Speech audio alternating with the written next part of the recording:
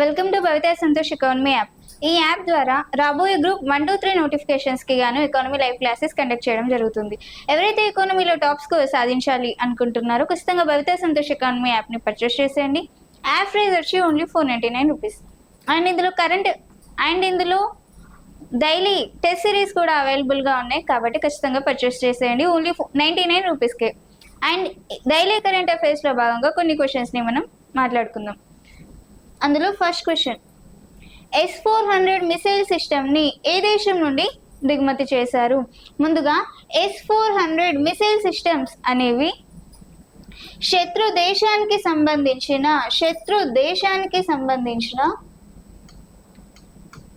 రాకెట్స్ని, క్షిపణులను, డ్రోన్లను గాల్లోనే నాశనం చేసే ఉద్దేశంతో S-400 మిసైల్ సిస్టమ్ని ఏర్పాటు చేయడం జరిగింది. శత్రు దేశానికి సంబంధించిన రాకెట్స్ని కానీ, క్షిపణులను కానీ, డ్రోన్స్ని కానీ గాల్లోనే పేల్చే ఉద్దేశంతో, నాశనం చేసే ఉద్దేశంతో ఈ S-400 మిసైల్ సిస్టమ్ని ప్రారంభించారు. మరి S-400 మిసైల్ సిస్టమ్ని ఎక్కడి నుండి దిగుమతి చేశారు, ఏ దేశం నుండి దిగుమతి చేశారు అంటే రష్యా దేశం నుండి దిగుమతి చేయడం జరిగింది. మరి రష్యా దేశం నుండి ఎప్పుడు జరిగిన ఒప్పందంలో భాగంగా ఈ S-400 మిసైల్ సిస్టమ్స్ ని దిగుమతి చేశారు అంటే 2018లో రష్యాకి భారత్కి మధ్య జరిగిన ఒప్పందంలో భాగంగా ఈ S-400 మిసైల్ సిస్టమ్ని భారత్కి పంపించడం జరిగింది, దిగుమతి చేయడం జరిగింది. మరి భారత్కి రష్యాకి 2018లో జరిగిన ఒప్పందంలో భాగంగా ఎన్ని క్షిపణులను దిగుమతి చేయాలి అని ఒప్పందం చేసుకున్నారు అంటే సుమారుగా 5 క్షిపణులను దిగుమతి చేయాలి అని ఒప్పందం చేసుకోవడం జరిగింది. మరి ఇప్పటి వరకు ఎన్ని క్షిపణులను దిగుమతి చేశారు అంటే 3 క్షిపణులను దిగుమతి చేయడం జరిగింది. మిగతా 2 క్షిపణులను 2026 ఆగస్టులో దిగుమతి చేయడం జరుగుతుంది. 2026 ఆగస్టులో దిగుమతి చేయనున్నారు రష్యా నుండి. మరి S-400 మిసైల్ సిస్టమ్ని ఏ దేశం నుండి దిగుమతి చేశారు? రష్యా. రీసెంట్గా పెహల్గామ్ దాడిలో మనం ప్రతీకార చర్యలో భాగంగా ఆపరేషన్ సింధూర్లో ఈ S-400 మిసైల్ సిస్టమ్ని తీవ్రవాద కార్యక్రమాలు చేస్తున్న పాకిస్తాన్ ఉగ్రదాడులపై ఈ S-400 మిసైల్ సిస్టమ్ని ప్రయోగించడం జరిగింది. సెకండ్, INS విక్రాంత్ని ప్రధాని మోడీ 2022లో కొచ్చిన్ షిప్ యార్డ్ నుండి ఏ రోజున జలప్రవేశం చేశారు? INS విక్రాంత్. ముందుగా ఈ INS విక్రాంత్ అనేది స్వదేశీ పరిజ్ఞానంతో తయారు చేయబడిన ఒక విమానవాహక నౌక. మరి ఇది INS విక్రాంత్ స్వదేశీ పరిజ్ఞానంతో తయారు చేయబడిన విమాన వాహక నౌక అనేది రీసెంట్గా ఆపరేషన్ సింధూర్లో భాగంగా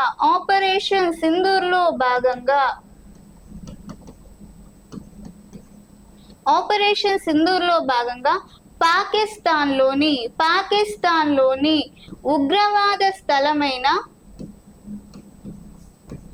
కరాచీని నాశనం చేయడం లేదా పేల్చివేయడం జరిగింది. ఆపరేషన్ సింధూర్లో భాగంగా పాకిస్తాన్లో ఉగ్రవాద స్థలమైన కరాచీని పేల్చడం జరిగింది. మరి ఈ INS విక్రాంత్ యొక్క డిజైన్ని ఎవరు తయారు చేశారు అంటే ఇండియన్ నావీ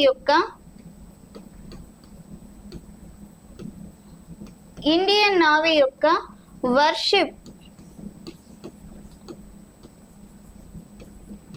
వర్షిప్ బ్యూరో వారు దీన్ని డిజైన్ చేయడం జరిగింది. అంటే దీనికి సంబంధించిన ప్లాన్ ని ఏర్పాటు చేసింది ఎవరు అంటే వర్షిప్ బ్యూరో వారు తయారు చేయడం జరిగింది. మరి దీనికి సంబంధించిన కన్స్ట్రక్షన్ ని ఎవరు చేశారు అంటే కేరళలోని కొచ్చిన్ షిప్ యార్డ్, కేరళలోని కొచ్చిన్ షిప్ యార్డ్ అనే సంస్థ కన్స్ట్రక్ట్ చేసింది. డిజైన్ అంటే దీనికి సంబంధించిన ప్లాన్ అనేది వర్షిప్ బ్యూరో వారు డిజైన్ చేయగా, దీనికి సంబంధించిన కన్స్ట్రక్షన్ అనేది కేరళలోని కొచ్చిన్ అనే సంస్థ దీనికి సంబంధించిన కన్స్ట్రక్షన్ ని చేయడం జరిగింది. మరి ఐఎన్ఎస్ స్వదేశీ పరిజ్ఞానంతో తయారు చేయబడిన ఈ విమాన వాహక నౌకని ప్రధాని నరేంద్ర మోడీ ఎప్పుడు 2022లో కేరళలోని కొచ్చిన్ యార్డ్ నుండి ఏ రోజున జలప్రవేశం చేశారు అంటే సెప్టెంబర్ 2న జలప్రవేశం చేయడం జరిగింది. ఐఎన్ఎస్ విక్రాంత్ ఇది స్వదేశీ పరిజ్ఞానంతో విమాన వాహక నౌక. మరి దీనికి సంబంధించి భారత్ లో శక్తివంతమైన క్షిపణులలో భాగంగా 6వ స్థానంలో ఉంది అని చెప్పుకోవచ్చు. స్వదేశీ సాంకేతికతో నిర్మితమైన తొలి యాంటీ సబ్మెరైన్ వార్ఫేర్ షోలో వాటర్ క్రాఫ్ట్ అయిన ఆర్నాలా నౌకను భారత్ కి ఏ రోజున అందించారు. ఆర్నాలా అనేది స్వదేశీ సాంకేతికతో నిర్మితమైన తొలి anti submarine warfare shallow water craft అంట. మరి ఆర్నాలా నౌక అనేది ఒక షిప్ అని చెప్పుకోవచ్చు. మరి ఆర్నాలా నౌక యొక్క డిజైన్ ని ఎవరు ఏర్పాటు చేశారు, దీనికి సంబంధించిన నిర్మాణాన్ని ఎవరు చేశారు అంటే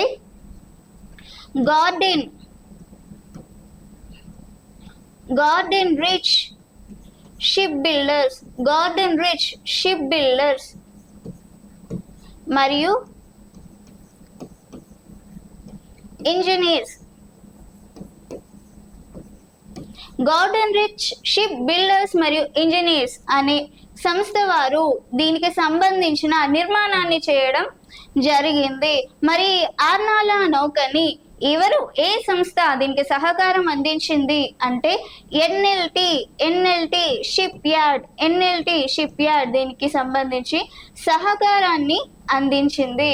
మరి దీనికి ఆర్నాలా నౌకకి ఏ దేశ భాగస్వామ్యం దక్కింది అంటే పబ్లిక్ ప్రైవేట్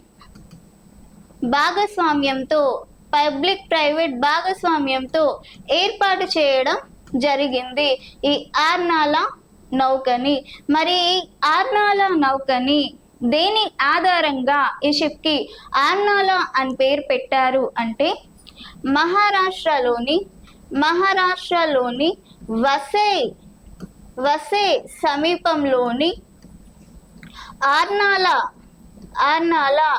కోట పేరు. మహారాష్ట్రలోని వసే సమీపంలోని ఆర్నాలా కోట యొక్క పేరుని ఈ ఆర్నాలా షిప్ కి పెట్టడం జరిగింది. మరి దీనికి సంబంధించిన ఆర్నాలా నౌకని ఏ రోజున అందించారు అంటే మే 8, 2025 అందించడం జరిగింది. ద లాన్సెట్ నివేదిక ప్రకారం భారత బాలిక లైంగిక దాడులకు ఎంత శాతం వరకు ఉంది అంటే ద లాన్సెట్ నివేదిక ప్రకారం ఈ లాన్సెట్ నివేదిక అనేది ఓన్లీ బాలికల మీదనే కాకుండా బాలుర మీద కూడా, బాలుర అంటే చైల్డ్స్ ఎవరైతే 18 సంవత్సరాల లోపు పిల్లలు ఎవరైతే ఉన్నారో బాలికలందరూ కూడా సెక్సువల్ అబ్యూజర్స్ కేసెస్ కిందికి వస్తున్నారు అని చెప్పి ది లాన్సెట్ నివేదించడం జరిగింది. ద చైల్డ్ అబ్యూస్డ్ కేసెస్ లో ప్రపంచంలో మగవారు పురుషుల్లో బాలురలో ఎన్ని కేసెస్ నమోదయ్యాయి, ప్రపంచవ్యాప్తంగా సెక్సువల్ అబ్యూసెస్ కేసెస్ లో ప్రపంచంలో ఎంత శాతం బాలురు దీనికి సంబంధించి గురయ్యారు అంటే 14.8% పిల్లలు దీనికి సంబంధించి సెక్సువల్ అబ్యూసెస్ కేసెస్ లో నమోదవ్వడం జరిగింది 14.8%. మరి ప్రపంచంలో బాలికలు ఎంతవరకు దీనికి గురయ్యారు అంటే 18.9% మంది గురవ్వడం జరిగింది. మరి భారత్లో బాలిక లైంగిక దాడులు ఎంత శాతం వరకు ఉన్నాయి అంటే 30.8% వరకు. 18 సంవత్సరాలలో పిల్లలకి లైంగిక దాడులు అనేవి 30.8%కి ఉండడం జరిగింది. మరి ప్రపంచంలో బాలికలు ఎంతవరకు లైంగిక దాడులు జరుగుతున్నాయి అంటే 18.9% వరకు జరుగుతున్నాయి. అదే ప్రపంచ బాలుర విషయానికి వస్తే 14.8% ఈ లైంగిక దాడులు జరుగుతున్నాయి. మరి భారత్లో బాలురకి ఎంత శాతం ఈ అబ్యూసెస్ కేసెస్ నమోదవుతున్నాయి, లైంగిక దాడుల శాతం ఎంతవరకు ఉంది భారత్లో అంటే 13.5% పిల్లలు దీనికి గురవుతున్నారు. 13.5% బాలుర దీనికి గురి కావడం జరుగుతుంది. మరి దీనికి సంబంధించి ఎప్పటి నుంచి ఏ గణాంకాల ప్రకారం ఈ పర్సంటేజ్ని వివరించారు అంటే 1990 నుంచి 2023 వరకు ఈ మధ్య కాలంలో ఇన్ని కేసెస్ నమోదయ్యాయి, ఇన్ని పర్సంటేజెస్ నమోదయ్యాయి అని చెప్పి ది లాన్సెట్ నివేదిక ప్రకారం నివేదించడం జరిగింది. 5th question. అమెరికాలోని షికాగోకి చెందిన ఇలినాయ్ ఇన్స్టిట్యూట్ ఆఫ్ టెక్నాలజీ వారు భారత్లో ఒక క్యాంపస్ని ఎక్కడ ప్రారంభించనున్నారు అంటే అమెరికాకు చెందిన ఒక క్యాంపస్ అనేది భారత్లో ప్రారంభించబోతున్నారు. అది ఎక్కడ అంటే ముంబైలో ప్రారంభించబోతున్నారు. మరి ముంబైలో ప్రారంభించబోయే ఈ క్యాంపస్ కి ఏ సంస్థ ఆమోదించింది అంటే యూజీసీ, యునైటెడ్ గ్రాంట్స్ కమిషన్. ఈ ముంబైలో ప్రారంభించబోయే అమెరికా క్యాంపస్ కి ఈ యూజీసీ కమిషన్ అనేది ఆమోదం తెలపడం జరిగింది. మరి ఈ క్యాంపస్ అనేది భారత్లో ప్రారంభించబోయే తొలి అమెరికన్ వర్సిటీ క్యాంపస్ అని చెప్పుకోవచ్చు. అమెరికా వర్సిటీ క్యాంపస్ అని చెప్పుకోవచ్చు. మరి ఈ క్యాంపస్ని దీనికి సంబంధించిన క్యాంపస్ని ఎప్పుడు ప్రారంభిస్తున్నారు అంటే 2026 ఆగస్ట్ నుండి దీనికి సంబంధించిన కార్యక్రమాలు అనేవి ప్రారంభించబోతున్నారు. 2026 ఆగస్ట్ నుంచి దీనికి సంబంధించిన క్యాంపస్కి సంబంధించిన కార్యక్రమాలు ప్రారంభించబోతున్నారు. 6th, పహల్గాం దాడిపై సంఘీభావం తెలిపినందుకు విదేశాంగ మంత్రి అబ్బాస్ అరాగ్చీకి రాష్ట్రపతి ద్రౌపది ముర్ము గారు ఏ రోజున కృతజ్ఞత తెలిపారు. పహల్గాం దాడి రీసెంట్ గా ఎప్పుడు ఏప్రిల్ 22న ఒక బ్లాక్ డేగా మనం చెప్పుకోవచ్చు. కాశ్మీర్లోని ఒక టూరిస్ట్ ప్లేస్ అయిన పహల్గాం మీద తీవ్రవాదులు వాళ్ళు అమాయకమైన ప్రజలను చంపేయడం జరిగింది. అమాయకమైన ప్రజలు, వాళ్ళలో రీసెంట్ మ్యారీడ్ కపుల్స్ ని కూడా భార్య ముందే భర్తను చంపడం అనేది ఒక తీవ్రమైన విషాదంగా చెప్పుకోవచ్చు. దానికి సంబంధించి ఒక ప్రతిఘటన చర్య ఆపరేషన్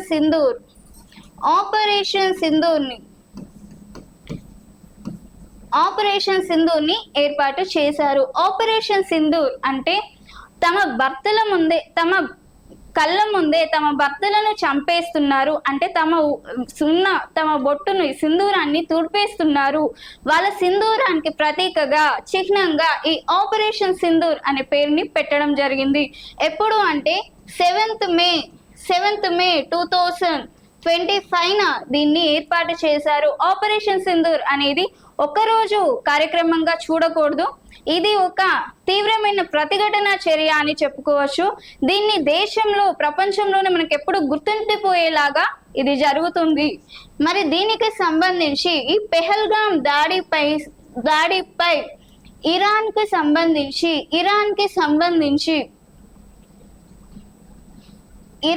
సంబంధించి విదేశాంగ మంత్రి అబ్బాస్ అరాక్చీకి రాష్ట్రపతి ద్రౌపది ముర్ము గారు ఈ కృతజ్ఞతా భావాన్ని తెలిపాడు. అంటే ఇరాన్ కి సంబంధించి విదేశాంగ మంత్రి అంటే ఇరాన్ అంటే ఇతను ఒక ముస్లిం దేశానికి చెందిన మంత్రి అయినప్పటికీ కూడా మన దేశానికి, మన భారత్ కి సంబంధించి మనకి సంఘీభావం వ్యక్తం చేశాడు అనే దానిపై మన రాష్ట్రపతి ద్రౌపది ముర్ము గారు కృతజ్ఞతా భావాన్ని తెలపడం జరిగింది. మరి ఈ కృతజ్ఞతా భావాన్ని ఎప్పుడు తెలిపారు అంటే మే 8న తెలపడం జరిగింది. మరి ఈ సంఘీభావం ఏ రోజున దేనిలో భాగంగా సంఘీభావాన్ని వ్యక్తం చేశారు అంటే భారత్ మరియు ఇరాన్ దౌత్యపరమైన సంబంధం లేదా ద్వైపాక్షిక సంబంధాలు 75 సంవత్సరాలు పూర్తి చేసుకున్నప్పటికీ భారత్ ఇరాన్ యొక్క ద్వైపాక్షిక సంబంధాలు 75 సంవత్సరాలు పూర్తి చేసుకున్నందుకు ఢిల్లీలో ఒక పర్యటన చేయడం జరిగింది. భారత్ ఇరాన్ ద్వైపాక్షిక సంబంధాలు పూర్తయి 75 ఏళ్ళు పూర్తయిన సందర్భంగా ఒక పర్యటనలో భాగంగా ఈ సంఘీభావాన్ని వ్యక్తం చేయడం జరిగింది. మరి ఈ భారత్ ఇరాన్ యొక్క ద్వైపాక్షిక సంబంధం అనేది ఎప్పుడు ఏర్పాటైంది అంటే 15th మార్చ్ 1950న భారత్ ఇరాన్ కి ద్వైపాక్షిక సంబంధాలు ఏర్పాటు అయ్యాయి అని చెప్పొచ్చు. 15th మార్చ్ 1950 నుంచి ఇప్పటి వరకు 75 ఏళ్ళు పూర్తయిన సందర్భంగా ఒక పర్యటనలో భాగంగా రాష్ట్రపతికి సంఘీభావాన్ని తెలపడం జరిగింది. ఏ రోజున మే 8 ఢిల్లీలో అని చెప్పుకోవచ్చు. మహిళా సాధికారిత కోసం ఆదిశక్తి అభియాన్ కార్యక్రమాన్ని ఎక్కడ ప్రారంభించారు అంటే మహారాష్ట్రలో మహిళల యొక్క సాధికారితను పెంపొందించే ఉద్దేశంతో, మహిళలను ఇంకా ఉన్నతంగా తీర్చిదిద్దాలి అనే ఉద్దేశంతో ఆదిశక్తి అభియాన్ అనే కార్యక్రమాన్ని మహారాష్ట్రలో ప్రారంభించారు. మహారాష్ట్రలో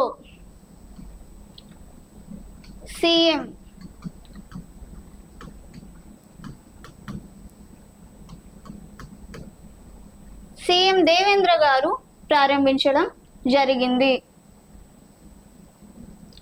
8 బ్లూజే ఏరోస్పేస్ సంస్థ ఆంధ్రప్రదేశ్లో ఎన్ని కోట్ల పెట్టుబడులతో విమాన తయారీ రంగంలో అడుగుపెట్టింది అంటే 2000 కోట్ల పెట్టుబడితో బ్లూజో ఏరోస్పేస్ అనేది హైదరాబాద్ కేంద్రంగా పనిచేస్తున్న ఈ బ్లూజో ఏరోస్పేస్ సంస్థ ఆంధ్రప్రదేశ్ కి సంబంధించి 2000 కోట్ల పెట్టుబడులతో విమాన తయారీ రంగంలో అడుగు పెట్టనుంది. మరి ఈ విమాన తయారీ రంగంలో ఏ తయారీ యూనిట్స్ కోసం దీన్ని తయారు చేస్తున్నారు అంటే, ఏ ప్రాజెక్ట్ లో భాగంగా తయారు చేస్తున్నారు అంటే కార్గో మరియు ప్యాసింజర్స్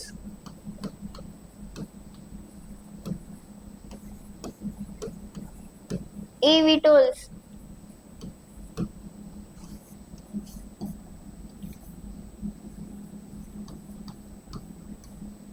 అనే ప్రాజెక్ట్ తయారీ యూనిట్స్ ఏర్పాటు చేయనున్నారు. కార్గో మరియు ప్యాసింజర్స్ ఈవిటోల్స్ తయారీ యూనిట్స్ కోసం 2000 కోట్ల బడ్జెట్తో అడుగు పెట్టింది అని చెప్పొచ్చు. 2000 కోట్లతో తయారీ రంగంలో అడుగు పెట్టింది అని చెప్పొచ్చు. 9 వాటికన్ సిటీలో తొలి అమెరికన్ పోప్గా ఎవరు ఎన్నికయ్యారు అంటే రోబర్ట్ ఫ్రాన్సిస్ ప్రెవెస్టో అనే ఇతను అమెరికాకు చెందిన వ్యక్తి, మొట్టమొదటి అమెరికాకు చెందిన వ్యక్తి పోప్గా ఎన్నికవ్వడం జరిగింది. రీసెంట్గా మనకి మొదటగా వాటికన్ సిటీ అంటే ఏంటి అంటే ప్రపంచ జనాభాలో చూసుకుంటే అతి తక్కువ జనాభా గల దేశంగా ఏ దేశం ఉంది అంటే వాటికన్ సిటీ అని చెప్పుకోవచ్చు. మనం ఏ సంవత్సరంలో చూసిన జనాభా లెక్కలలోనైనా కావచ్చు, అతి తక్కువ జనాభా గల దేశంగా ఏ దేశం ఉంది అంటే వాటికన్ సిటీ అని చెప్పుకోవచ్చు. వాటికన్ సిటీ అతి తక్కువ జనాభా గల దేశంగా ఎందుకు చెప్పుకుంటాం అంటే ఈ దేశంలో ఓన్లీ 1000 మంది పాపులేషన్ మాత్రమే ఉంటారు.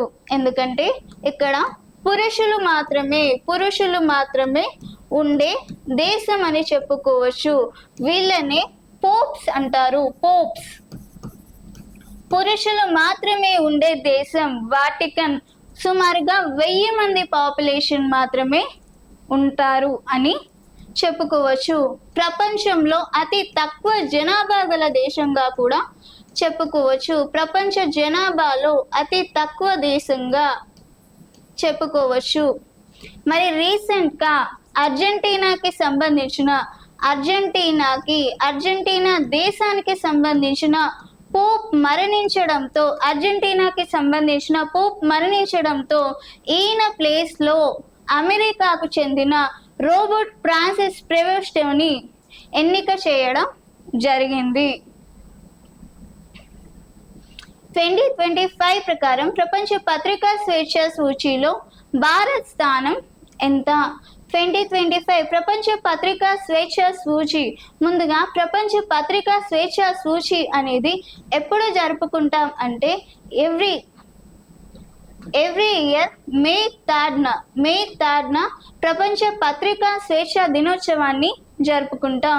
మరి దీనిలో భాగంగా ఈ ప్రపంచ పత్రికా స్వేచ్ఛ సూచీలో భారత్ స్థానం ఎంత ఉంది అంటే 151 అని చెప్పుకోవచ్చు. ప్రపంచ పత్రికా స్వేచ్ఛ సూచీలో భారత్ స్థానం 151గా చెప్పుకోవచ్చు. ఏ సంవత్సరానికి గాను? 2025కి గాను. మరి 2024 ఆర్థిక సంవత్సరంలో ప్రపంచ పత్రికా స్వేచ్ఛ సూచీలో భారత్ స్థానం 159గా ఉంది అని చెప్పుకోవచ్చు. మరి ఈ సంవత్సరానికి గాను 151వ దేశంగా భారత్ ఉంది అని చెప్పుకోవచ్చు. మరి ఫస్ట్ ప్లేస్ లో ఏ దేశం ఉంది అంటే నార్వే అని చెప్పుకోవచ్చు. నార్వే అని చెప్పుకోవచ్చు. 180వ దేశంగా ఏ దేశం ఉంది అంటే ఎరిత్రియా 180వ దేశంగా చివరి దేశంగా ఉంది అని చెప్పుకోవచ్చు. అండ్ నా క్లాస్ మీకు నచ్చుంటే ఖచ్చితంగా వీడియోని లైక్ చేయండి, వీలైనంత మందికి షేర్ చేయండి అండ్ ఖచ్చితంగా ఛానల్ని సబ్స్క్రైబ్ చేయండి. Thank you.